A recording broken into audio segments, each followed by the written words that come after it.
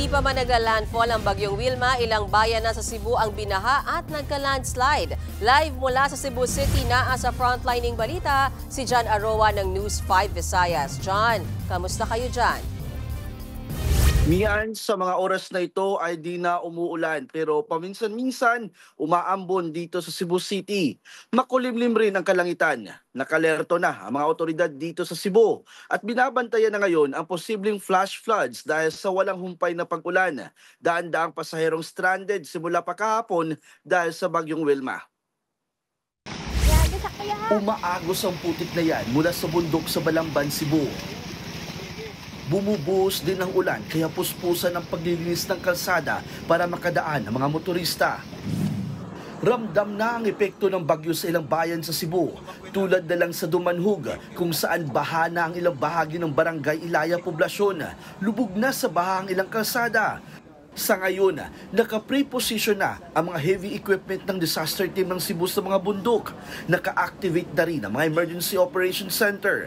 Suspended lahat ng face-to-face classes sa buong Cebu ngayong araw. Sa repacking center na ng Cebu Provincial Government, naghahanda na ang mga empleyado ng Kapitolyo at volunteers para sa pre-positioning ng mga relief goods, hygiene kits at iba pang gamit para sa mga maaapektuhan ng bagyong Wilma. Atong LGU, atong local chief executives are prepared for this preparedness lang because first one was in north, and then in central, now in south. Even with just a signal number 1, we have flooding. Mangiyak-iyak naman ang pasaherong si Jocelyn Vivas. Galing pa siyang Bataan at pawisanan ng Leyte para alagaan ang tiyahin. Isa lang siya sa daan-daang inabutan ng suspensyon ng mga biyahe ng barko simula kahapon.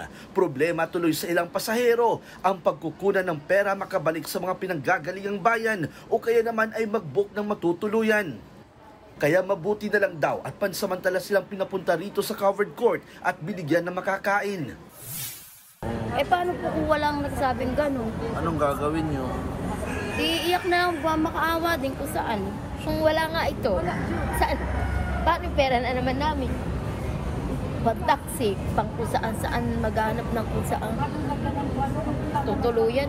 Kaya salamat naman ako. Kahit papaano nakaupo kami ng maayos. Mian, payo naman ng LGU sa mga residente kung maaari ay huwag lumusong sa baha dahil sa banta ng leptospirosis at mag-evacuate agad kung kinakailangan. Mian. Alright, maraming salamat at mag-iingat kayo dyan, John Aroa. Mga kapatid, Mean Los Baños po, huwag magpahuli sa mga balita at impormasyong dapat ninyong malaman. Para sa mas malawak na balitaan at diskusyon, mag-follow at mag-subscribe na sa social media pages ng News 5.